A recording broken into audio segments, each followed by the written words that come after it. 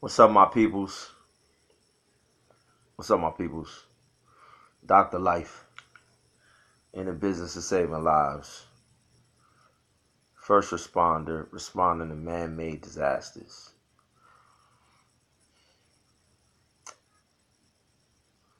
I just got back from home, man. I just got back from home, Trenton, New Jersey. And we buried another pillar in our family. Another bedrock. Aunt Julie Webb Hullum.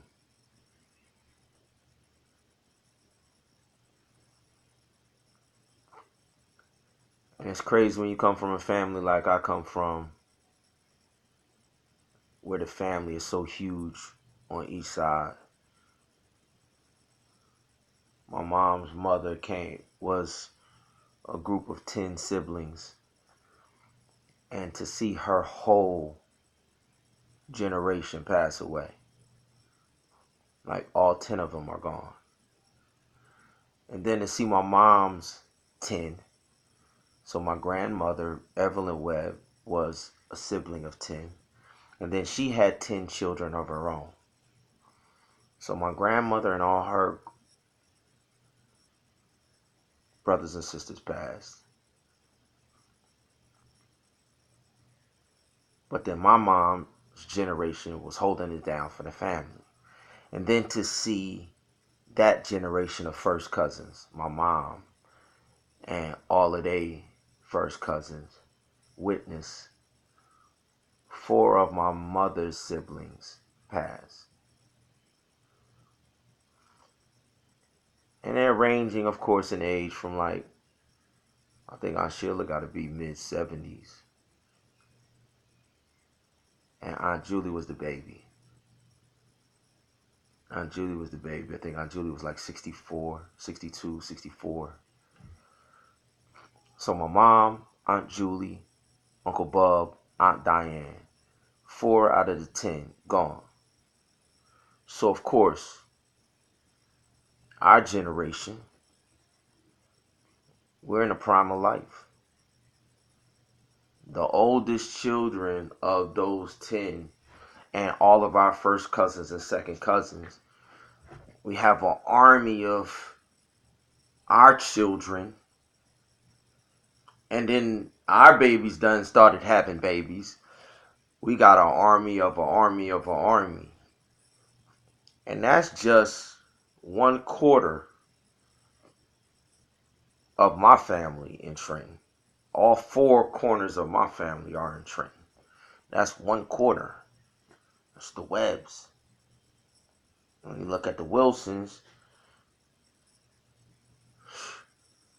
the explosion is even greater. When you look at the Legettes, when you look at the Masons, the explosion is even greater. And I look at all of these as teams.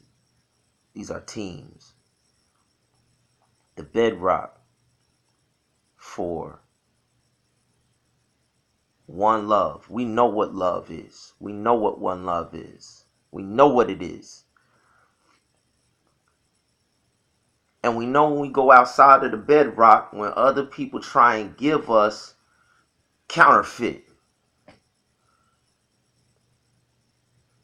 We know what one love is, man. You can't give us no counterfeit, man. We know what love is. We breathe it. We exude it. Period. And everywhere we go, either individuals are cut from the same exact cloth and build with us, or they can't compete with us. Period. But it's time for each and every one of our One Love family teams to know what renown means. I need y'all to know what renown means. So the definition of renown: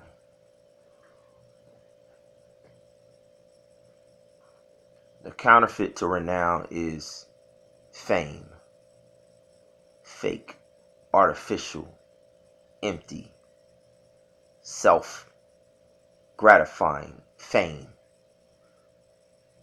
And the money associated with it is fortune, fame and fortune. It's fleeting, it's frivolous, it's Hollywood, it's a mirage, it's a deception. Renown, what we are, renown, if y'all learn this definition, and y'all learn only to accept renown,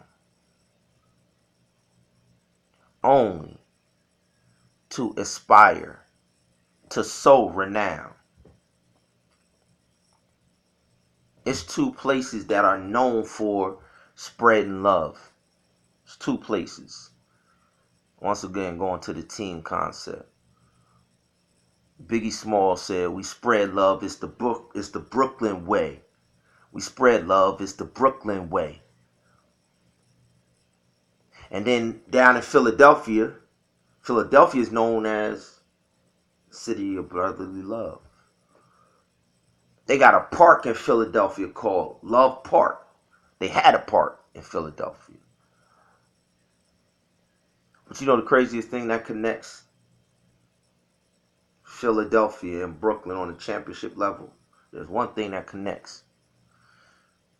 Philadelphia, city of brotherly love, and Brooklyn, we spread love. It's the Brooklyn way. The one thing that connects these two, this one love,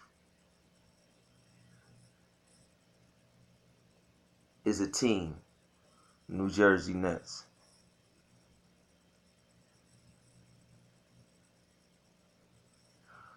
Dr. J. Julius Erving, when he was in the ABA, he played for the New Jersey Nets, and he won a championship in the ABA, New Jersey Nets. And they moved the team to Brooklyn. Then the NBA merged, and he ended up on the Philadelphia 76ers. He wins the championship for the Brooklyn Nets, merges with the NBA. He becomes a Philadelphia 76er. In the 80s, he wins the championship, Philadelphia 76ers. Bedrock of teams. See, when you get the concept of team down, team leader, team captain, take one for the team, sacrifice. It's not fame, it's renown. It's renown when you lead that team because of your service, because of your sacrifices. You lead that team to a championship. You lead that team to victory. You lead that team in the battle. It's renown. It's not fame. You ain't in it for the money. You in it for the one love. You in it to prove that we got dominion. You in it to prove that you can't hold me. You in it to prove that we the best out of the best. You in it to prove to the world, I'll die for these brothers and sisters in this same uniform. This is renown. This is the difference between renown, everlasting wealth, and fake fame and fortune. This is the one love that we spread. This is what we exude. This is who we are. And when we move in this world, anything that's not giving our kids, our communities, our schools, our political environment, the images they portray us at, the stereotype, the messages they put in the radio, the messages they put in film, if it's not renowned, yo, we ain't on it no more, yo. We ain't accepting it no more. We ain't with your fake fame and fortune, Hollywood, black actors. We ain't on that. We ain't on none of that. That ain't renown. That ain't one love. That doesn't build. That only destroys. It's individuals who've been eating off of being compensated for reaping fortune, for selfish, vain glory and satisfaction. That's fame. An individual can get famous at the expense of you and your family. One individual can get famous off of a backroom deal. One individual could get famous. You never find renown in those settings. You never find renown elevating itself at the expense of the team. Never. And when you go to the fundamentals of the word say, my people perish for lack of vision. Our people's problem is our people don't see what's wrong with fame and fortune. Our people don't know how to identify renown. Our people don't know how to sort between somebody lying to them and telling them, yo, this is love. I'm trying to teach y'all. You got to go to definitions. You got to define what one love is. You got to be able to sort between fame and fortune and renown, wealth. Here's the definition of renown. The condition of being known. The condition of being known. What? That in and of itself, hold up. It's a condition. When y'all do y'all hair, ladies, y'all put the conditioner in it because y'all trying to condition your hair to hold that style that you're going to put it in.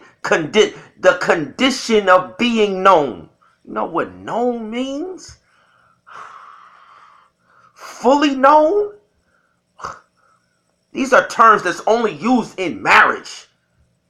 Fully known. The condition of being known. So the other reason why the words say our people perish is our people perish for lack of knowledge. The condition of being known. Known by who? Known by the Creator. You created in my image you on my team. My renowned team. You wear my uniform. You my mascot. The condition of being known. I'm giving you the definition of renown. I'm giving you the definition of the ultimate team. One love. Stop settling for all of this trash. Stop identifying these other individuals as team players when they not. Train yourself to be able to cut whomever off who is not contributing to the team's ultimate renowned championship. If you ain't a contributor, if you ain't leading us,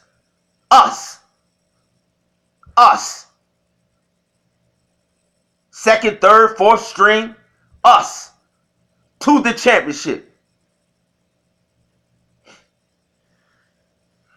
Yo, we good. Renown, the condition of being known or talked about by many people.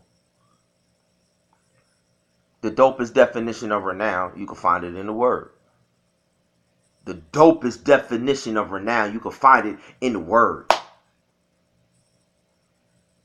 And it talks about when a female has 10 silver coins and loses 1 coin, and know that this one passage is parables spoken by the Messiah who came and died, the one who said, I'm the good shepherd. I will leave 99 to go. So he given parables.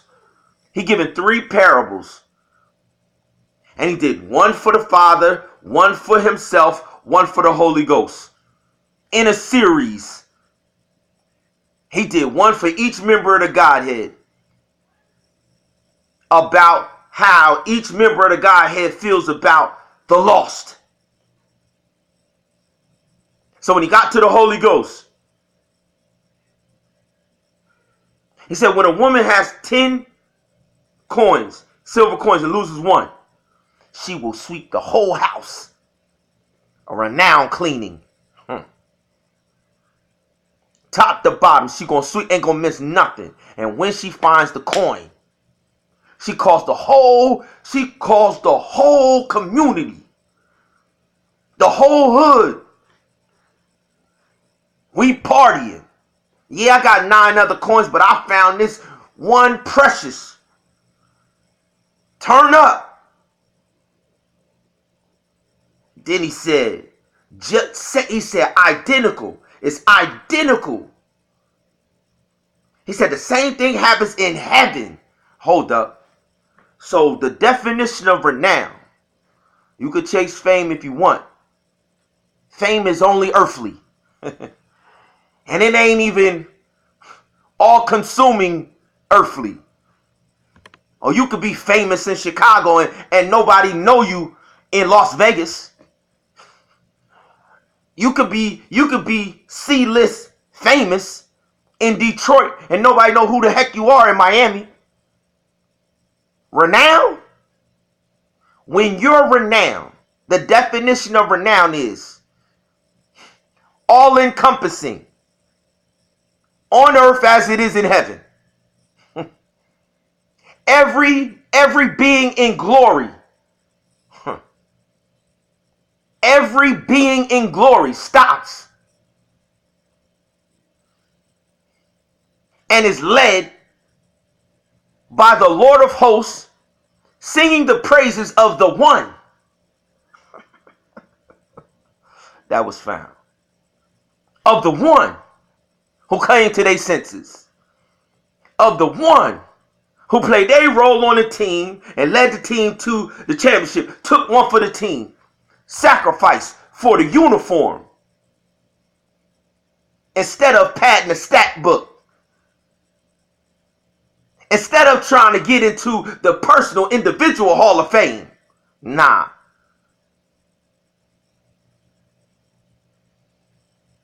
You mean to tell me I gotta dive on the floor and get all rebounds this game and we gonna win? Yo, I don't want no points. I'm gonna be on the floor the whole game.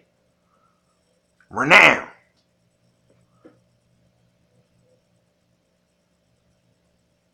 Fame, you could go out there and put up 30, 40. And selfish, famous clowns will be cool with putting up 30 and 40 and a team losing. James Harden.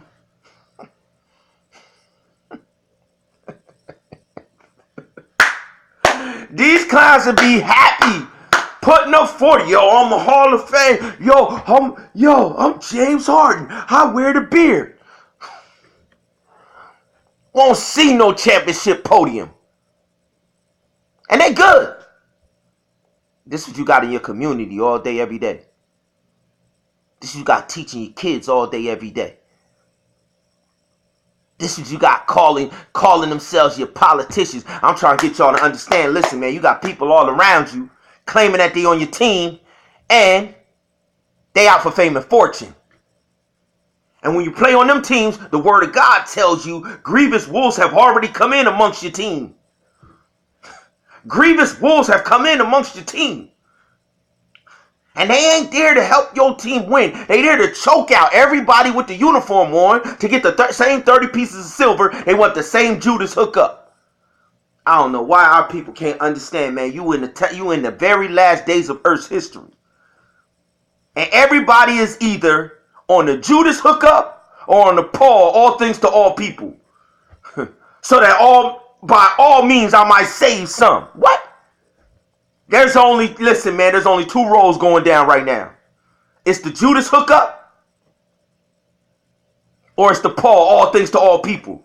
And we done demonstrated every day that we done dedicated our lives to be the rescuers. But it ain't enough people enlisting, man. It's time to industrialize. It's time to industrialize the enlistment. They ramping up recruitment. They're ramping up recruitment at a time where we supposed to be finishing a work.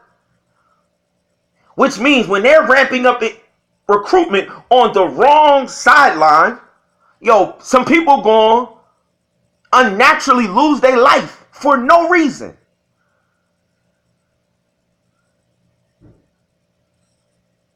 And the only reason we've been blessed with the resources we've been blessed with, the only reason we've been blessed to be able to come up in the United States of America and be shielded from the trash that our brothers and sisters go through is because the Most High God wants us to leverage these teams. He wants us to leverage the head start he's given us. He wants us to leverage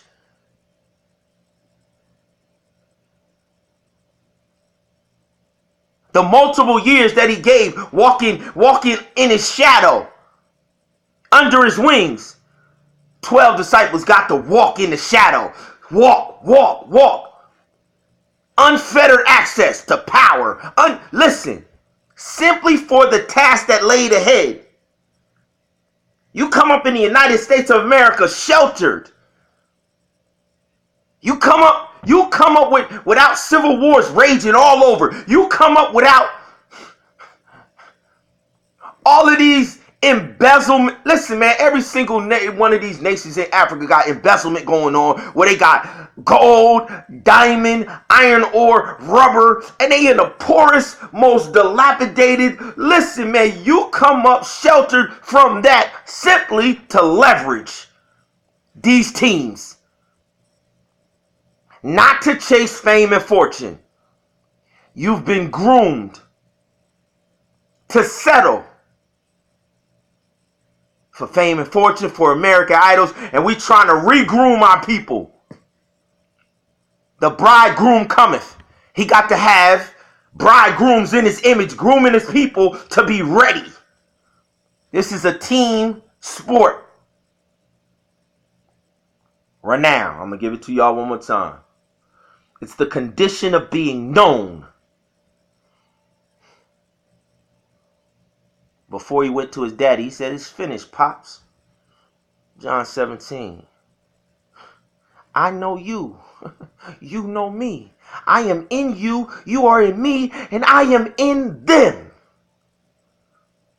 I don't want to save them from the world. Nah. I just want to make sure. Because you made the deposit. I am you. You in me. I am in them. Am in them. They could go through whatever. They can handle whatever. They don't got to avoid. They don't got to be shielded from. The condition of being known. But if you don't know you renown, if you don't know how to wield renown power, it's a waste. And he called another group called the harvesters. You will rebuild the old waste places. You'll rebuild the sanctuaries that used to be storehouses of my renowned power that wasted it and squandered it and then are bankrupt storehouses. You will refill those storehouses, harvesters. Fill up the storehouses. Let them know what renown is and then go hit the field.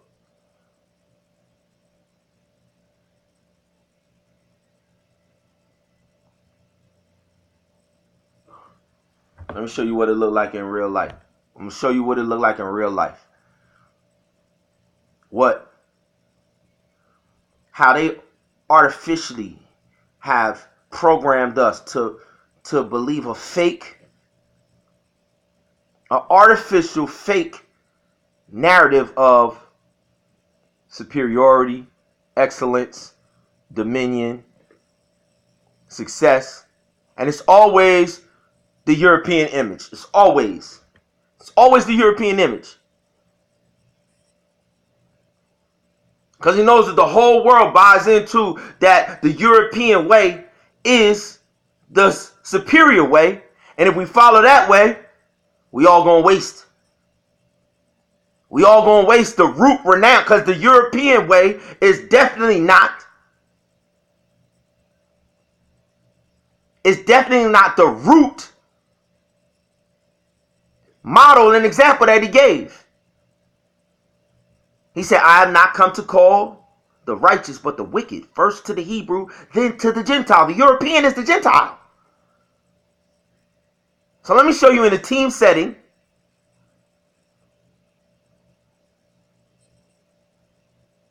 In the sports that y'all love the NBA, right? Y'all love the NBA, right? Let's deal with the NBA. I'm gonna show y'all how they've crafted and they've programmed a lie. They programmed you to believe a lie. All right. So let's go. So we just gonna deal with coaching. What we do is Hav-Life Coaching. I came that you might have life and have it abundantly. Take one for the team. A Hav-Life coach / player. So I'm gonna show you one of the greatest players that took one for the team. And he was a coach. And he gets no respect as either because the Boston Celtics want to sell you that Red Auerbach is the greatest coach of Boston Celtics history. Now the reality doesn't line up with that narrative. But the agenda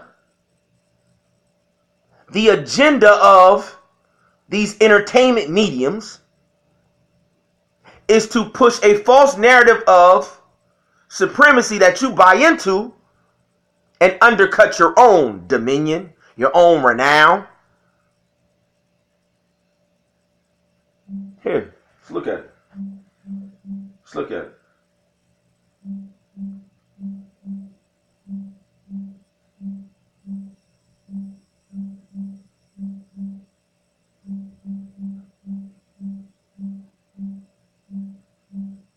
Let's look at it.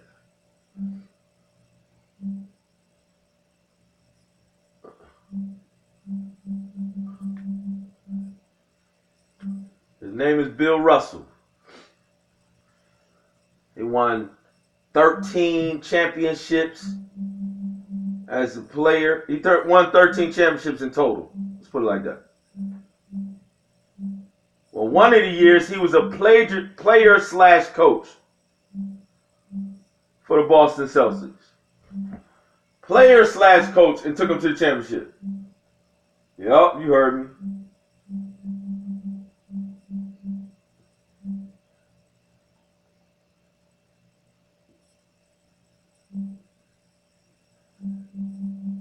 Where you at, Bill?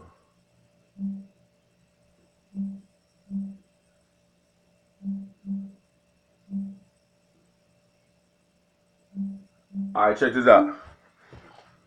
It's dope. Check it out.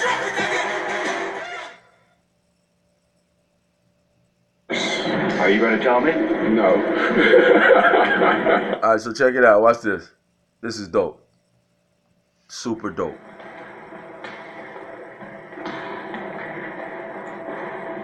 Bill, my first comment on your first day as coach here is that you're the most relaxed looking son of a gun I've seen in a long time. Is this a facade? No, I'm pretty much relaxed. You have to be to keep your sanity. Well, you must have some, apprehension about perhaps even this the first day on how you should handle it, or have you given it a lot of thought all summer long? No, I haven't given it much thought at all, to tell you the truth.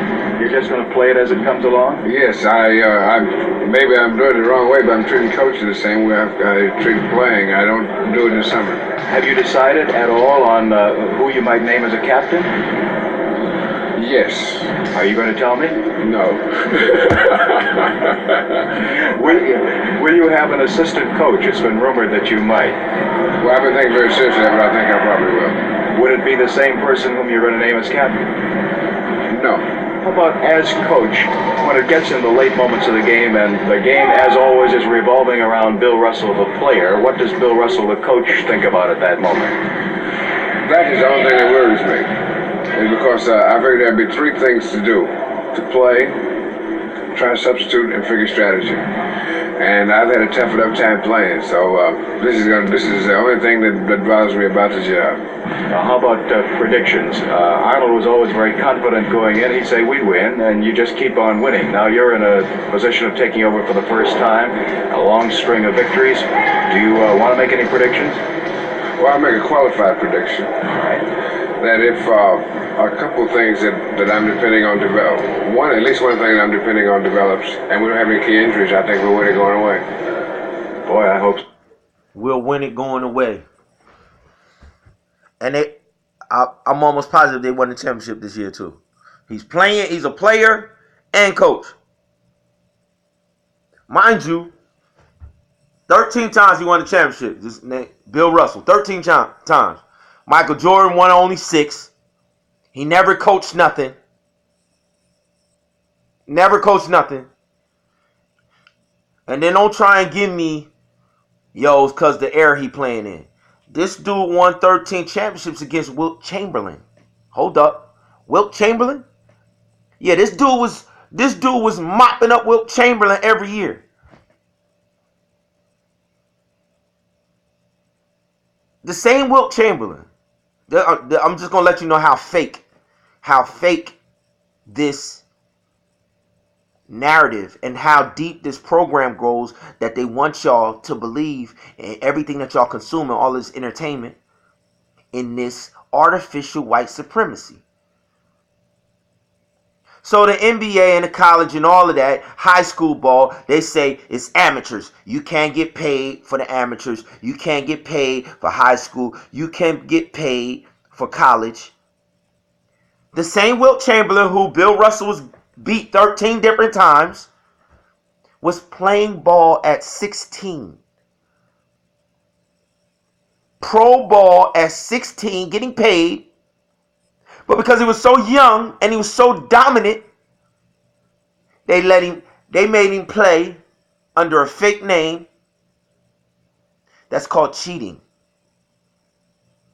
Now they want to hold us to all type of standards. They want to hold us accountable. But whenever it benefits them financially, these fake standards of this fake facade of legality, these fake facades of sportsmanship,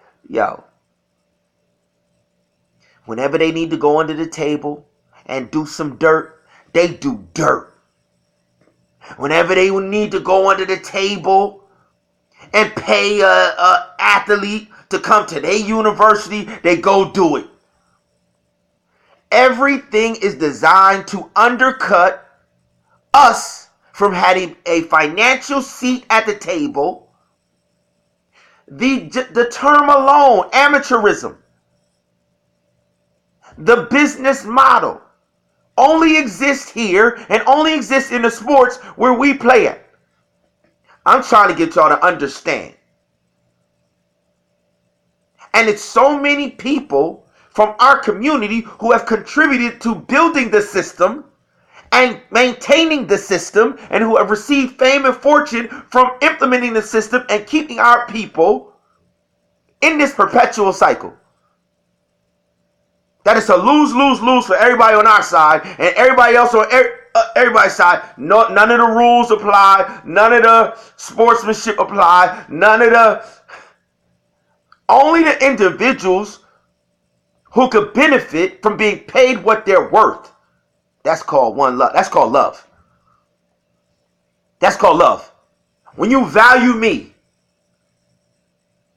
and you want to see me succeed, and you do everything in your power to make sure that I am whole. But when you have a system that preys on specific group because they have the talent,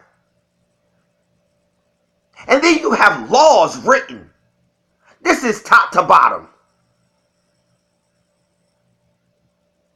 How do we sit back and applaud and celebrate and consume A system that we know is destroying our sons and daughters and brothers and what? And we run around talking about love. We let them tell us about sportsmanship, about fairness. We let them tell our little kids in these Pop Warner leagues while they're grooming them to be slaves. You got to respect the referee. You got to respect. And all. Listen, here go the article. George Marcus dominated pro basketball at 16. Marcus who? I didn't believe it at first, but after doing research, I believe it to be true. Before becoming an NBA legend, Wilt Chamberlain played pro ball as a teenager under a pseudonym, George Marcus. I still don't know how it was possible. At the age of 16, Wilt Chamberlain played pro ball under the name George Marcus. He played for the Pittsburgh Raiders of the National Basketball League, a disputed assertion, and later with the Quakertown phase. There's local info about all of this. Evidently, Wilt was a pro while still playing for his high school team, Overbrook High School. So why the NBA got Jerry West's face as the logo? Why does the NBA still today have Jerry West, and they pump Jerry West as the best player in the game, where obviously Wilt Chamberlain at 16, high school, so nice that the pros are like, yo, that boy got to come over here and we're going to put him in the books, the stat books, as George Marcus on high school basketball team. That's a violation of every code, everything they talk about. But when it benefits this corrupt system, and the whole goal is always so that they could get the money and then they could paint the picture, they don't never have to give credit to Wilt as being great. They did it under a pseudonym. It never happened. So they could tell you that Jerry West was the best player in the league.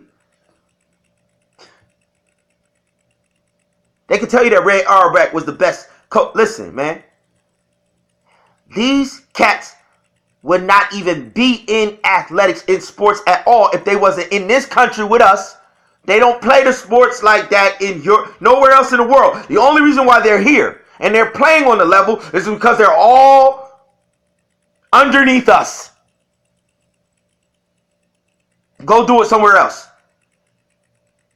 Can you produce the same product somewhere else? So if they can't produce it, it's just like them teaching you evolution.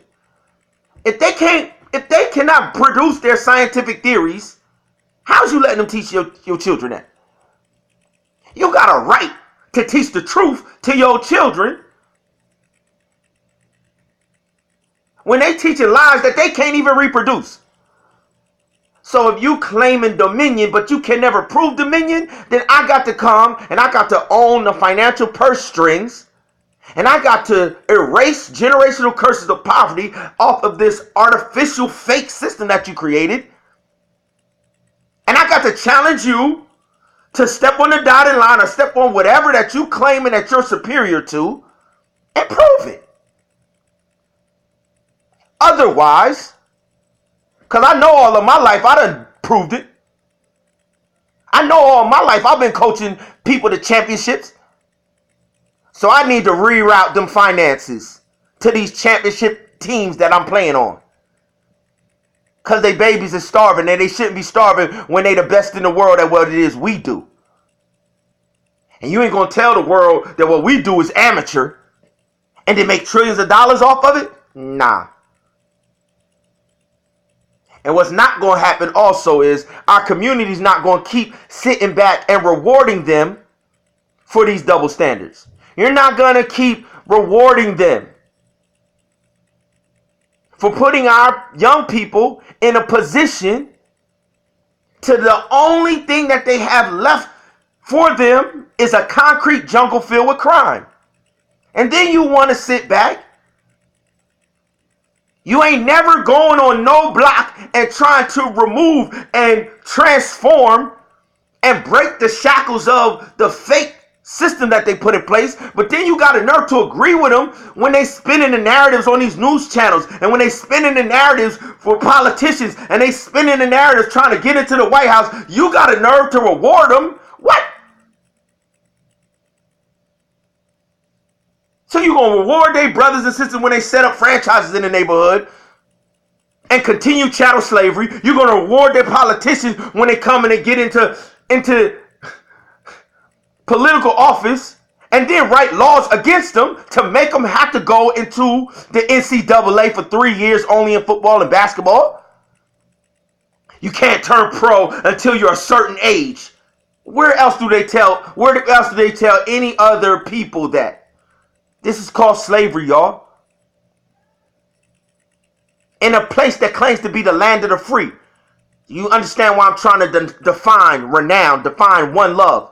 Because they selling you something. They give you a narrative, but they give you the total opposite. They give you hate, and they talking about love. They've been giving hate all the time, and then you've been programmed to reward hate. And the King of Kings said, I hate the deeds of the Nike Nicolaitans. Who is Nike? Who is the Nicolaitans? Nike, the goddess Nike. And they made that the #1 branding company that is enslaving your people. And the king himself came and said, I hate the deeds of the Nike Nicolaitans. John, where my people at, John? Where my people at? I hate the deeds. I am that I am hates hate. Y'all act like y'all scared. Y'all act like y'all scared to stand up. Y'all scared to challenge. The word of God said it's a time for everything. It's a time for everything. It's a time to love and it's a time to hate. I hate the deeds. Individuals who enslave my children, I hate that enslavement. Individuals that rob my children of their birthright, I hate that robbery. Individuals that lie to my children and confuse them with Babylonian propaganda and teaching. Lying lips are an abomination to the Lord. I hate those lying lips. I'm telling you what how the King of Kings feel.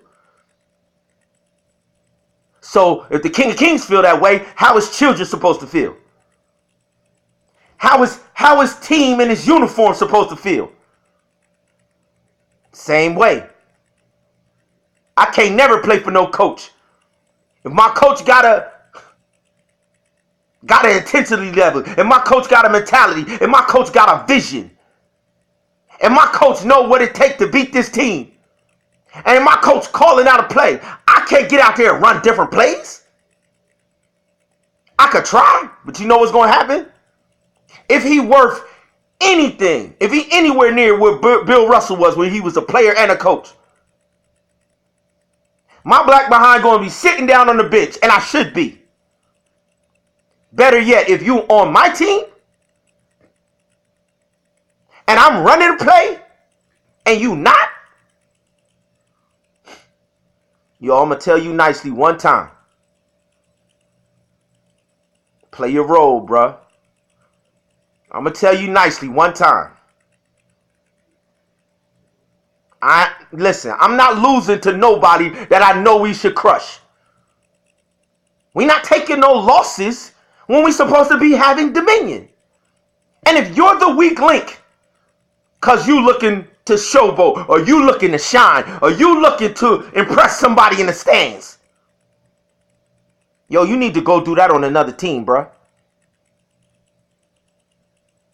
My wife already impressed. We ain't out here to impress. We done already impressed those who we need to impress. We don't get on the basketball court to impress. We get on the court to win championships. This ain't a dating game. We on the court to defend the crown that some challenger says they better than us. And we represent the Most High in this uniform over here. And somebody else over there say they got a better team. And they represent a different, every mascot is a spirit. Every mascot is a spirit.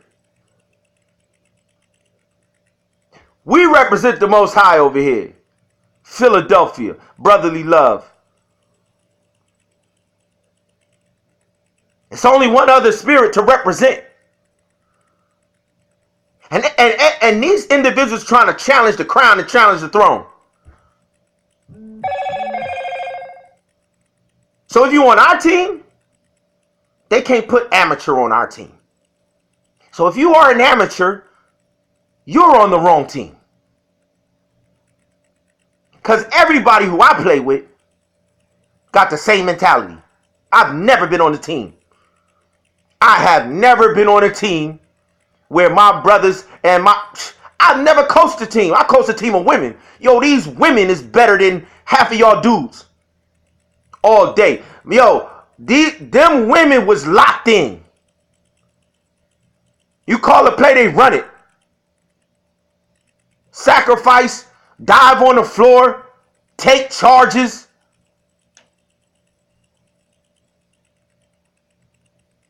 We know how to coach to victory.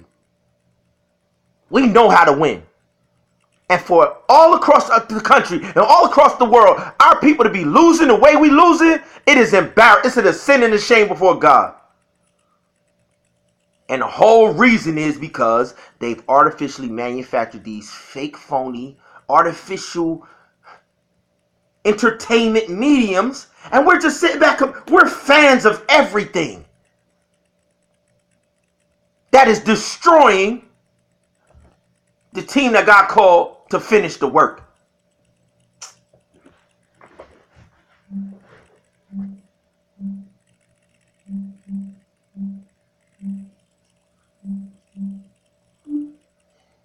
Yeah, sure, there are guys like Tim Duncan. This ain't just me talking. Listen to my man evaluate how they disrespect Bill Russell. And I'm going to tell you why they disrespect Bill Russell. 13 championships, yo. Player/coach. And I'm trying to let y'all know. When I be talking about taking these kids and leading these kids, listen, I'm not telling these kids to go do nothing. Listen, I am a player/coach on every issue that you hear me talk about. In every battle, every challenge that I throw down, I am a player/coach right now, today.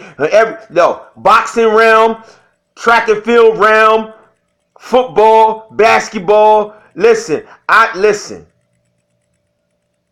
Volleyball. Then when we go in the spiritual realm, prophecy. All things to all people, like Paul said. One love, like the Most High God said. Good sower, good shepherd, the husbandman, the priest, the lead. Whatever I need to be player/coach.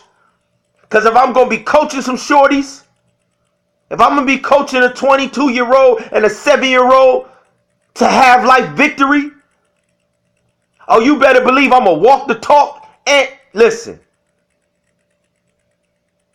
I'm not going to give out no commands that I'm not going to execute first. That's why I went to Bill Russell. Player/coach. Championship player/coach.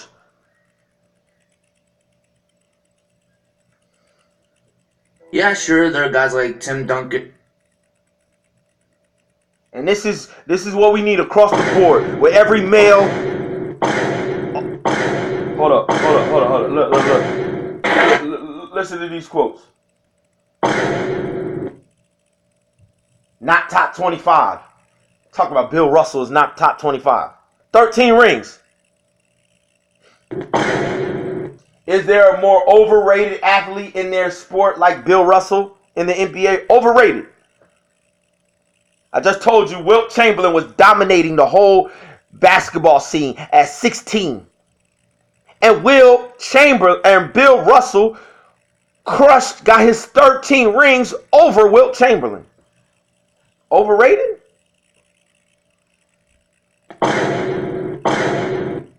Bill Russell is the most overrated legend we got in the NBA. This is what I'm trying to tell y'all. These clowns in this new generation, yo, they don't know what fake is. They don't know the difference. Listen, they have imported Euro ball. They've imported. Like, for real. When we was coming up, you wasn't even acknowledged if you ain't go hoop at Rucker Park. You have nobody still today besides Carmelo Anthony and Kevin Durant. LeBron James has never hooped at Rucker Park. As far as the streets are concerned, LeBron James is not a real basketball player. Listen, Julius Erving, everybody. Allen Iverson, everybody. Kobe, Kevin Durant. Listen, everybody know. You got to go to the hood and prove. Because the NBA, everybody already know that the NBA is a fake narrative. Isolation. We're going to do isolation. Everybody move out. Like, come on, man. That ain't ball. ISO. Get a hot man the ball. Yo, this is all for ratings, y'all. That's ratings. The people are paying to see LeBron isolate, give LeBron the ball, spread out the floor. Okay, only run man-to-man defenses, y'all. Don't clog it up so when LeBron tries to go to the hole, it's people there impeding his route to the basket. You don't get no ISO. You don't get no. Listen, you step out on Rucker Park. If you put up 30, you earn 30. They don't have that here. They don't have that nowhere. Y'all got shorties who believe in y'all know what basketball is, what football is. Man, y'all listen, they have imported a European narrative. AAU done watered down your kids. They playing 1,000 games, and don't none of them have a killer instinct. Don't none of them know how to adjust and make an adjustment and do whatever it takes to win a game. They play so many games in AAU that are meaningless that they have trained them into being cool with losing, being cool with the European style of soft, mamby-pamby, no heart, no backbone, and y'all fans. And then our boys is getting scarred forever for life financially. Scarred forever. They don't degrade tennis like that. They don't degrade golf like that. You're not going to see them let y'all come in and tweak Wimbledon. They ain't about to let y'all do listen. These less than average European hoopers have got y'all to lower your children's standard so that they can come over here and eat off of the table that only your children, if your children were still going to the park and destroying like we was destroying in the streets of Trenton and Brooklyn and Chicago. If your children were doing that, none of them soft clowns could come over here and eat. And your children could hand down generational wealth.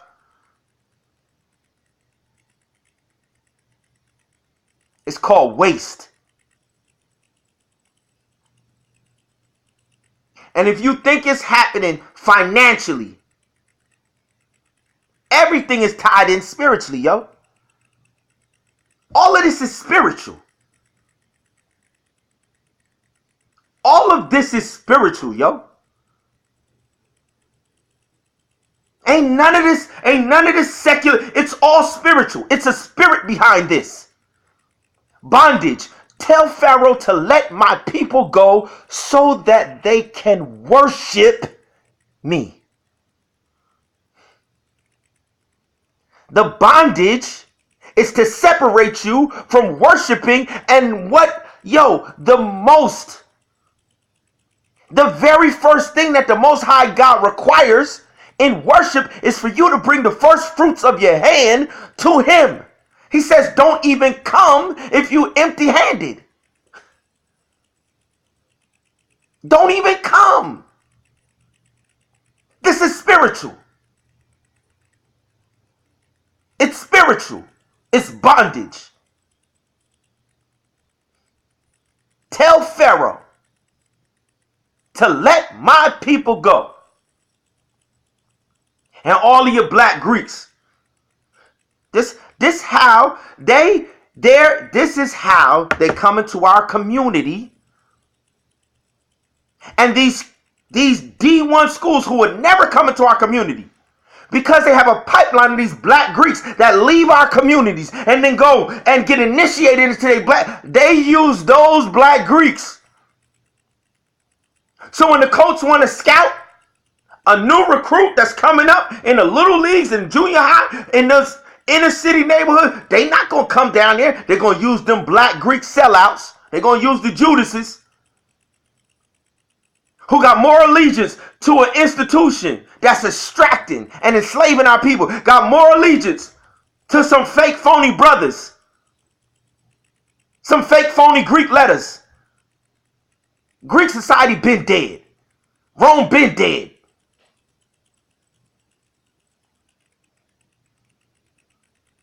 And then once the deal is sealed, then the D1 recruits gonna come down there to tell mama all the lies they gonna need to tell her to let him come to his school instead of the other 10 that's there salivating. If y'all didn't have the snakes that live in your community selling you out, this pipeline wouldn't exist. If the snakes that went to those high schools, if the snakes that lived in them blocks, in them corners, didn't sell our people out all day, every day. They run around here and throw up them signs, and y'all love Steve Harvey. Y'all love these clowns. Michael Baisden. Y'all love these. All of these is black Greek sellouts. Spike Lee, Tyler Perry, Oprah Winfrey. Y'all love these clowns. The reason our communities is the way that they are is because the Europeans don't need to come in because they do the job for them.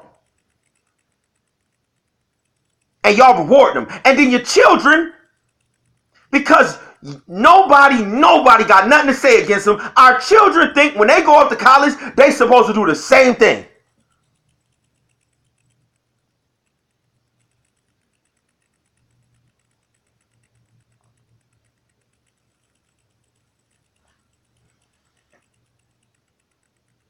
They need to try and assimilate into European society. They need to be initiated. They need to join a brotherhood and a sisterhood. They need to join the...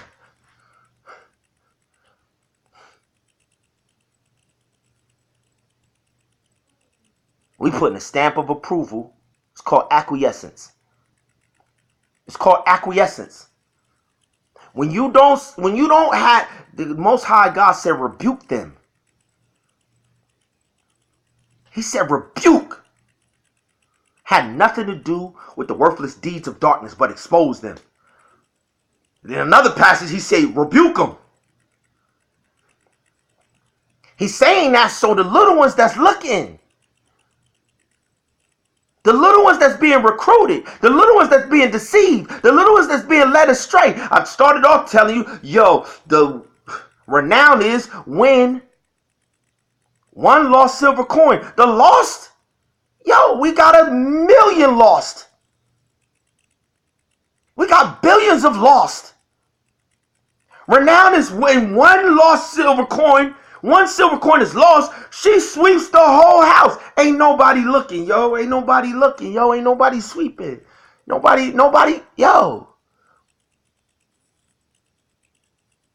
Ain't nobody guarding the house.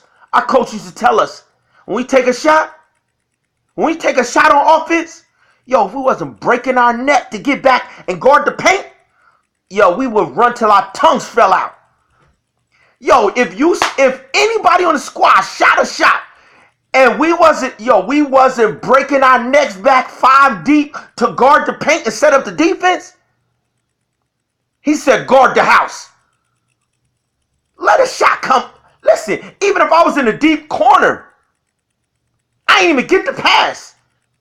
My man shot from the top of the key. If I didn't get from the deep corner back to the paint before the ball and the offense got, oh my goodness. What? No sense of urgency whatsoever. None. No sense of urgency whatsoever. None. We just in an empty routine. These shorties don't stand a chance, yo. But the beautiful thing is, I played on some phenomenal teams. Everything that I was talking about is the defense. All right? So the offense is 2.0. 2.0. So I've been reaching out to all of these teams that groomed us and taught us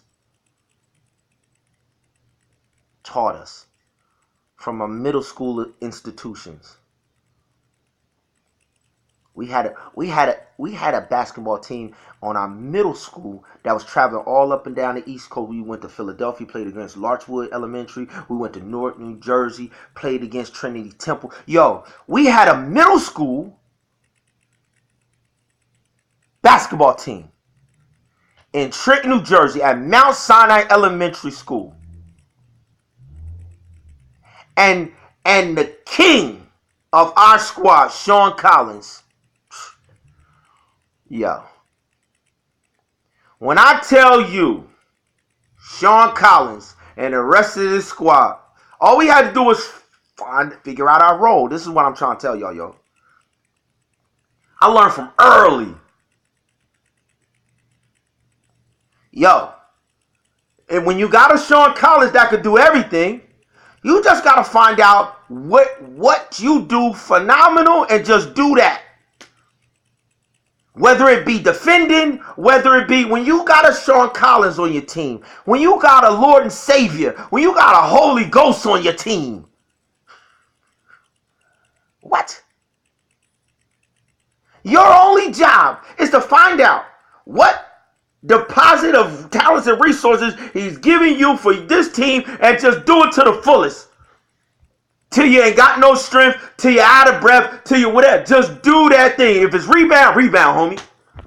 Sean Collins going to score. He going to defend. He going to dunk on cap. He going to shoot. He going to do it all. He going to call out the plays. All you got to do is, yo, know the play, execute. What do you bring to the team? Do you even know who else is on the team? Do you know who the enemy is? Do you know the plays that the enemy is running all the time? Do you know how much the lead is? Do you know how far you are behind? Do you know what quarter you're in? How much time is left on the clock? How much time till this game is over? What is the prize on the line? Is this regular season? Or is this one and done? Do you even know?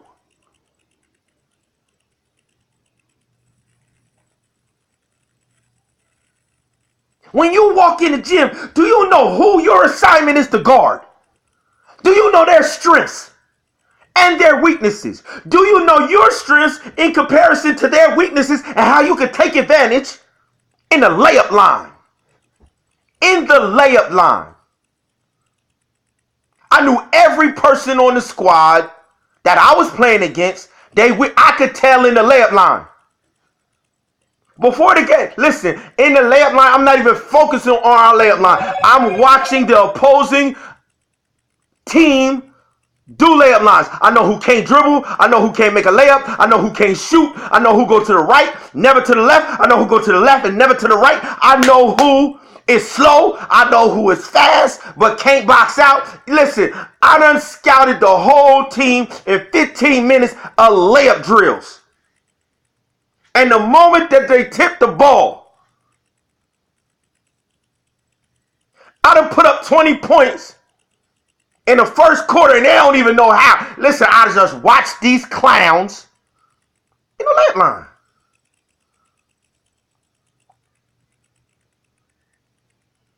Are you watching these wolves that's devouring your wife?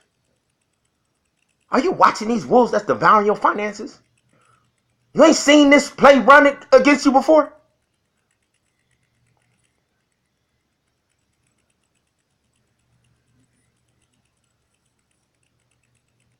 You, we are on the team. And because I had Sean Collins, I had the confidence I ain't supposed to lose. We got the King of heaven and earth who told the Hebrews, the men of Nineveh will judge this final generation. Y'all ain't gonna have nothing to do with nothing that goes on in the last days of earth history. Because I sent Sean Collins to play with Nineveh. And when Nineveh saw Sean Collins show up, Jonah was Nineveh's Sean Collins.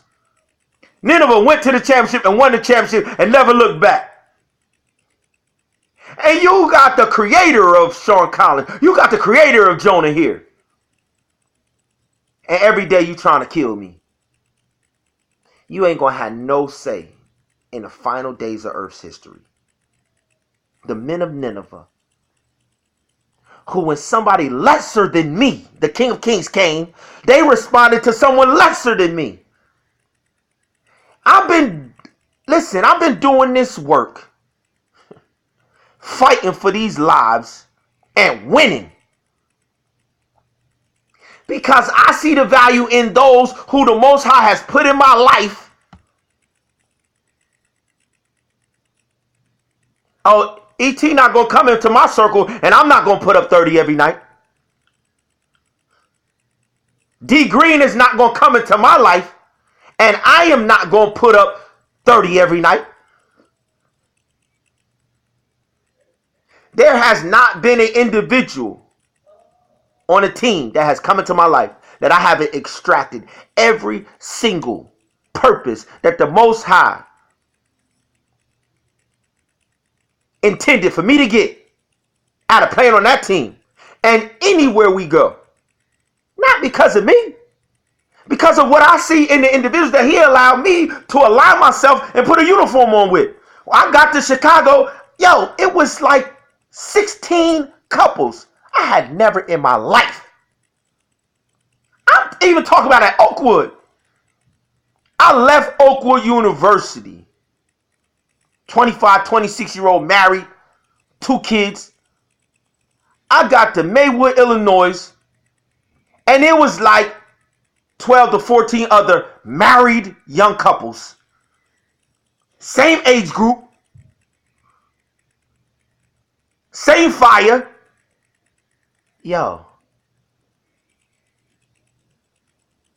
We ain't talking about, let's go to the club. Let's go out here. We say, what's up, man? It's these shorties out here. They gang banging. We're going to put our resources together. We're going to pool these resources together. We got a league over here. A pro-am league over here. We got a history of doing events for the homeless. We got a cousin up the street that works for an organization that moves the homeless around in the wintertime in Chicago. We're going to pull all these resources together. You know what? Let's put it under an umbrella called, we're going to call it the Good Samaritans. And then all our kids, they the baby Good Samaritans. They in training.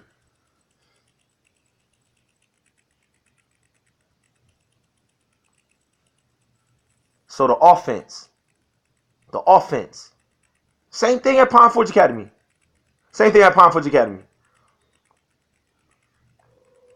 When I got there and saw what Dean Elliott and Kagia Kamathi Scott and Terry Lynn Leggett and Tamika Caleb,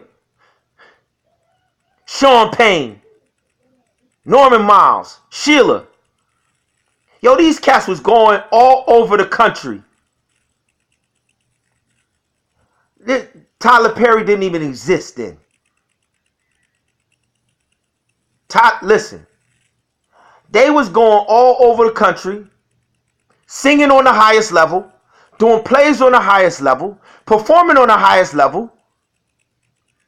Wasn't men dressing up in dresses, playing no buffoons or none of that. Wasn't none of that.